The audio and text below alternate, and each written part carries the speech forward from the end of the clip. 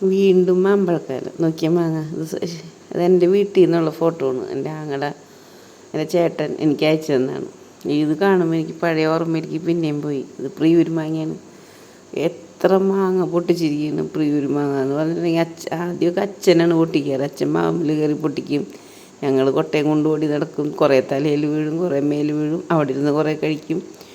Fresh പഴുത്തത് വീണത് അപ്പം തന്നെ കഴിക്കും. അല്ലാത്തതിന് കുറേ പൊട്ടിയതുണ്ടാവുമല്ലോ, അറിയാമല്ലോ. ചെറുപ്പകാലം ഓടിച്ചാടി നടക്കുന്ന കാലം. മാങ്ങയ്ക്കൊന്നും റെസ്ട്രിക്ഷൻ ഇല്ല, ഡയബറ്റീസ് ഇല്ല, ഒന്നുമില്ല.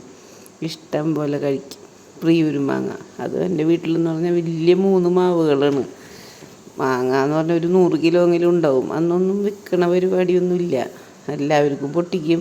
ആൻറ്റിമാർക്ക്, വലിയച്ഛന്, ഇളയച്ഛന്, അയൽവക്കക്കാർക്കൊക്കെ കൊണ്ടു കൊടുക്കും. പിന്നെ നമ്മൾ വെക്കേഷന് ആൻറ്റിയുടെ മക്കളുണ്ടാവും, അവർ കഴിക്കും. അങ്ങനെ പിന്നെയുള്ള മാങ്ങയാണ്. കുറേ വെറൈറ്റി മാങ്ങ എൻ്റെ വീട്ടിലുണ്ട്, ഇത്തിരി ഒന്നല്ല. അതേപോലെ കോമാങ്ങ, കല്ലുവെട്ടി എന്ന് പറഞ്ഞൊരു മാങ്ങ, അത് ആൻറ്റിയുടെ വീട്ടിൽ നിന്നാണ് കൊണ്ടുവരിക, ആ ഒരു മാങ്ങ. അതേപോലെ പുളിയൻ, പിന്നെ പറഞ്ഞാൽ തീരാത്ത സൈസ് മാങ്ങകൾ, കുറേ വെറൈറ്റി മാങ്ങ. ഞാൻ നെറ്റിലൊക്കെ നോക്കി സെർച്ച് ചെയ്തിട്ട് അതിൻ്റെ പേരൊന്നും കാണാനില്ല.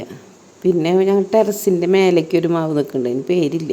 ഇതിൻ്റെ തൊലി അടക്കം കഴിക്കണം. അത്ര സ്വീറ്റ് തൊലി കഴിച്ചാൽ ആ മാങ്ങയ്ക്ക് ടേസ്റ്റുള്ളൂ. സാധാരണ കറിയിലിടാനും അച്ചാറിടാനും നല്ലത്. ആ മാങ്ങയൊക്കെ ഞങ്ങളിങ്ങനെ നമ്മൾ വവ്വാലും മാങ്ങ കഴിക്കില്ല, അതുപോലെ മാവുമ്പോൾ ഇങ്ങനെ കടിച്ച് തിന്നും. അതായത് അത് പഴുത്ത മാങ്ങ നോക്കി ഞെക്കി നോക്കിയിട്ട് അവിടെ നിന്ന് കടിച്ച് തിന്നും. അത്ര ഇങ്ങനെ മുട്ടിയാണ് ടെറസിൽ കിടക്കണം. അതേ മാവ് ഇപ്പോഴും ഉണ്ടിട്ട. പിന്നെ ഈ നാടൻ മാവൊക്കെ മിക്കവാറും 1.5 കായ്ക്കുള്ളൂ. ഈ പറയുന്ന മാങ്ങകളൊന്നും എല്ലാ കൊല്ലം ഉണ്ടാവില്ല. മൂവാണ്ടൻ മാങ്ങ അതുപോലെ. മൂവാണ്ടൻ മാങ്ങ ഇട്ട മീൻ കറി, എൻ്റെ അമ്മ വയ്ക്കുന്ന കറിയൊന്നും ആലോചിക്കാൻ പറ്റില്ല, ആ ടേസ്റ്റാണ് മൂവാണ്ടൻ മാങ്ങ. ഇതൊക്കെ 1.5 കായ്ക്കുള്ളൂ. അപ്പോൾ ഇത്ര പേരുത്ത് മാങ്ങയാണെങ്കിൽ എല്ലാ മാവും കൂടി ഒരുമിച്ച് കായ്ക്കില്ല. പക്ഷെ എല്ലാ കൊല്ലവും നിറയെ മാങ്ങ ഉണ്ടാവും. അങ്ങനത്തെ എത്ര നൊസ്റ്റാൾജികളാണ് ഒരു മാങ്ങയുടെ ഫോട്ടോയിൽ ഓർമ്മ വരുന്നത്. അതൊക്കെ ഒരു കാലം, അതൊക്കെ ഇനി തിരിച്ച് വരില്ല.